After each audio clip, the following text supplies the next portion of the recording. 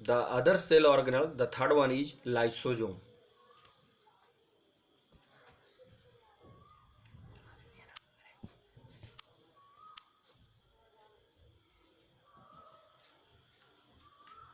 Lysosomes are tiny spherical sac-like structures evenly distributed in the cytoplasm.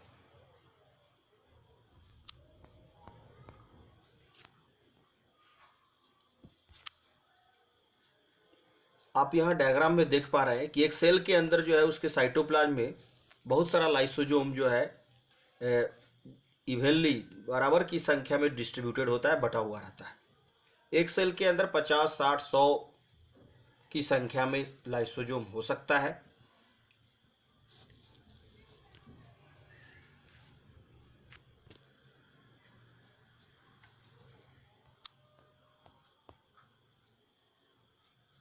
जैसा ये कह रहा है कि लाइसोसोम्स आर सिंगल मेम्ब्रेनस, ये सिंगल मेम्ब्रेन का होता है, बहुत ही छोटा बैग लाइक स्ट्रक्चर होता है। सेल का ये सेल ऑर्गेनल है। This lysosome was discovered by Christian D. Dubé.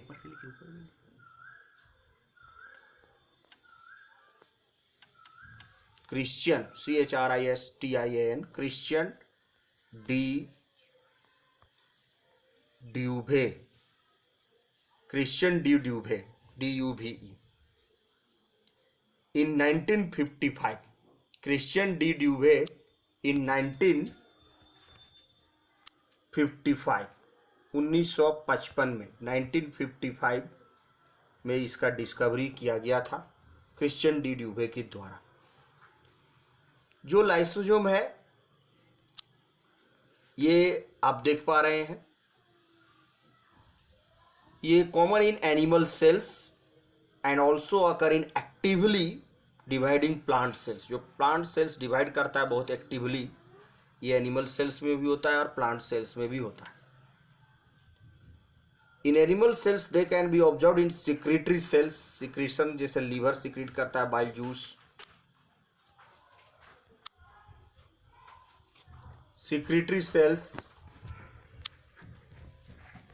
Liver, pancreas and spleen. Commonly इन सब में एक्टिवली जो सिक्रेटरी सेल्स होता है उसमें लाइसोसोम पाया जाता है बहुत अधिक संख्या में।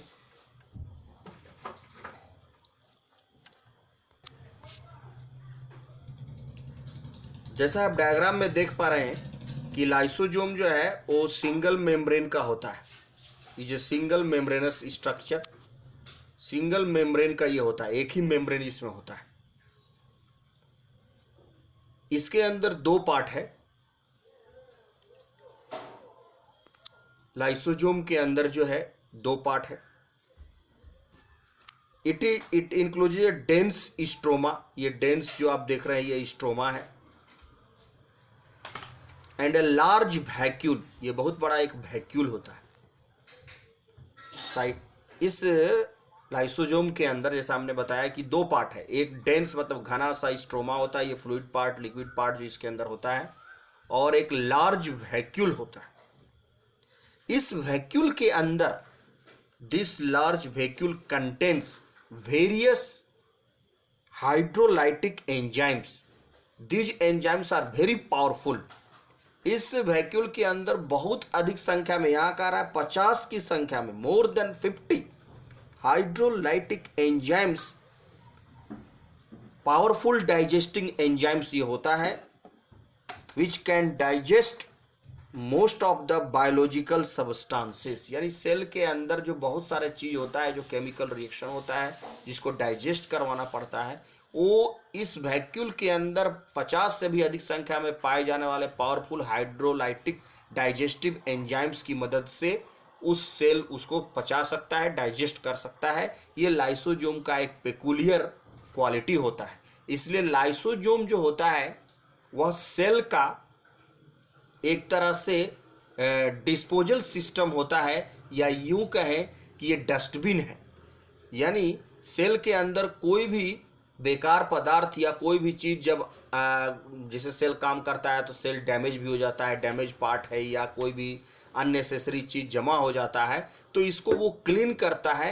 एक तरह से इसका डस्टबिन है, वो क्लीन करने वाला सिस्टम है जो इस पावरफुल हाइड्रोलाइटिक एंजाइम्स की मदद से करता है। आप यहाँ पर इसको नोटिस करेंगे तो ये वैक्यूल के अंदर बहुत सारा हाइड्रोलाइटिक एंजाइम्स होता है which can digest the several biological products और substances। ये डायग्राम में यहाँ पर भी आप देख पा रहे हैं, इसमें भी मास है, स्ट्रोमा है और एक वैक्यूल्स होता है जिसके अंदर हाइड्रोलाइटिक एंजाइम्स होते हैं। बेसिकली जैसा हमने पहले भी बताया था पहले के भी वीडियो में कि हर सेल ऑर्गेनल का एक पार्टिकुलर फंक्शन होता है, जो कुछ खास काम को सेल उससे करवाता है। डिवीजन ऑफ लेबर है, सेल अपने सेल ऑर्गेनल की मदद से बहुत सारे वेरियस वर्क को करता है, सबको अलग अलग बांटा है।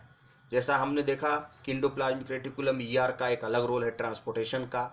इसके पहले जो आप दूसरा वाला सेल ऑर्गेनल देखे गोल्गी बॉडीज और गोल्गी अपैरेटस, वो पैकेजिंग का काम करता है।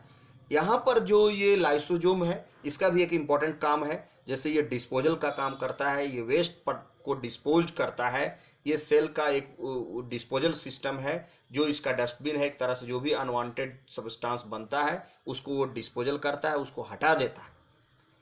तो इसका भी इसका एक इम्पॉर्टेंट फंक्शन है। इस दौरान यहाँ पर एक चीज़ और जानने का बात है, यहाँ पर आप नोटिस करेंगे कि ये जो लाइसोजोम है ये सेल को के पावरफुल हाइड्रोलाइटिक उसके अंदर जो वैक्यूल्स के अंदर जो एंजाइम्स होते हैं उसकी मदद से डिस्पोजल करता है, उसको वो गला देता है, हटा देता है, क्लीन कर देता है। लेकिन ऐसा करते वक्त कभी कभी ये सेल को डाई भी कर देता है, यानी सेल खुद मर जाता है, जिसके कारण it is also known as suicidal bag of sales.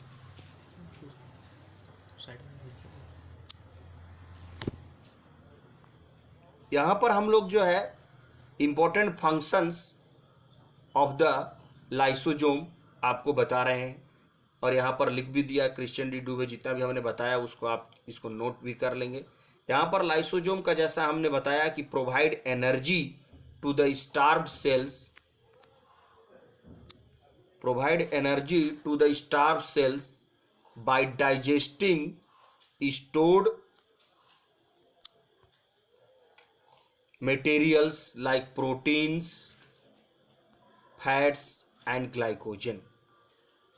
जो भी स्टोर्ड मटेरियल है जैसे फैट्स है, ग्लाइकोजन है, उसको एनर्जी प्रोवाइड करने के लिए जो भी भूखा सेल है यानी जो सेल को आवश्यकता है एनर्जी का, ये प्रोवाइड करता है लाइसोजोम। अंडर सर्टेन कंडीशंस, कुछ परिस्थितियों में कह रहा है कि लाइसोजोम में burst and their enzymes digest the worn out and aging cell organelles। This is called autophagy। जैसे हमने पहले भी कहा कि सर्टेन कंडीशन, बहुत सारी परिस्थितियों में लाइसोजोम जो है वो worn out सेल, जो सेल काम करते करते डैमेज हो गया है, उसको वो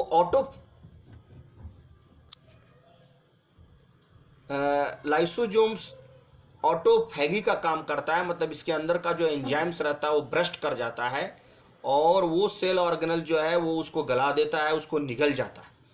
लेकिन कभी कभी ऐसा क्या होता है कि जब सेल का अंदर का नॉर्मल कंडीशन में ये नहीं होता है, ये सम कंडीशन में, अंडर सर्टेन कंडीशन, जब सेल का अंदर माल फंक्शनिंग होता है यानी किसी तरह का कोई प्रॉब्लम होता है और सेल का जो कंटेंट है वो चेंज करता है, तो उस दौरान जो है ये सेल लाइसोजोम के अंदर जो वैक्यूल होता है उसके अंदर जो हाइड्रोलाइटिक एंजाइम्स है वो वैक्यूल फट जाता है और जो पावरफुल हाइड्रोलाइटिक एंजाइम्स है वो बाहर निकल जाता है और बाहर निकलने के कारण जो है वो सेल का जो इम्पोर्टेंट पार्ट है या एजिंग वर्न आउट सेल है और भी चीज़ जो है उसको वो पावरफुल एंजाइम जो है उस पर काम करने लगता है।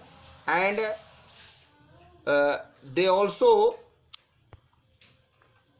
वो खुद को खा जाता है और उन सभी को वो खा जाता है जिसको ऑटोफैगी हम लोग कहते हैं। जैसे it results in the death of the cell and so it is called suicidal bags. जैसे कभी कभी गोल बचाने के चक्कर में हम लोग गोलकीपर को गोल देते हैं, लेकिन वो कभी कोई विरोधी उसको गोल में चला जाता है, या गोलकीपर नहीं रोक पाता है तो गोल आत्मघाती गोल खुद से हो जाता है।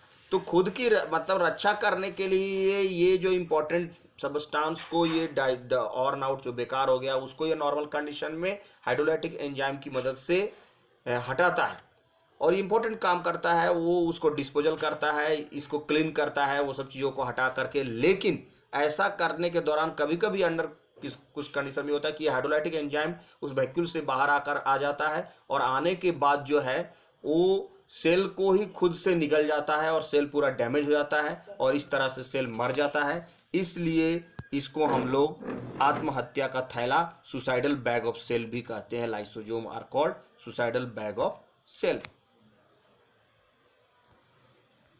तो क्वेश्चन भी आता है कि which cell organelle is called suicidal bag of cell, तो आपको बताना है lysosome is called suicidal bag of cells due to the powerful hydrolytic enzymes which may burst into the cytoplasm and the cell itself die, जिसको autophagy हो जाता है और उसको कारण सेल डाई कर जाता है, और उसको हम लोग सुसाइडल बैग कहते हैं। जो अदर इंपॉर्टेंट फंक्शन है वो है lysosome are abundant in white blood cells. White blood cells में जो है लाइसोसोम वो बहुत अधिक संख्या में होता है, because white blood cells are called the soldiers of our body, जो इम्यून सिस्टम बनाता है। उसकी मदद से जो ये एंजाइम्स जो ये रखता है, बहुत सारा पावरफुल एंजाइम्स, हाइड्रोलाइटिक एंजाइम्स, इसकी मदद से ये माइक्रो ऑर्गेनिज्म जो भी कोई प्रवेश कर जाता है, यानी हमारा इम्यून सिस्टम को मजबूत करता है, और उसकी मदद से ये इंजेस्टिंग माइक्रो ऑर्गेनिज्म टॉक्सिन्स, कोई अगर जहरीला पदार्थ भी बॉडी के अंदर आ जाता है उसको खा जाता है, हमारा इम्यून सिस्टम को भी वो ठीक करता है। तो ये व्हाइट ब्लड सेल्स में रहता है, जिसमें ये फैगोसाइटोसिस इनगल्फ करने का और माइक्रोऑर्गेनिज्म को मारने का, और मार करके हमको सुरक्षित रखता है, हमारा इम्यून सिस्टम को मजबूत करता है। व्हाइट ब्लड सेल्स में भी के अंदर ये लाइसोसोम पावरफुल डाइजेस्टिंग एंजाइम्स की मदद से फैगोसाइटोसिस करता है, उसको निगल जाता है और उसको गला देता है।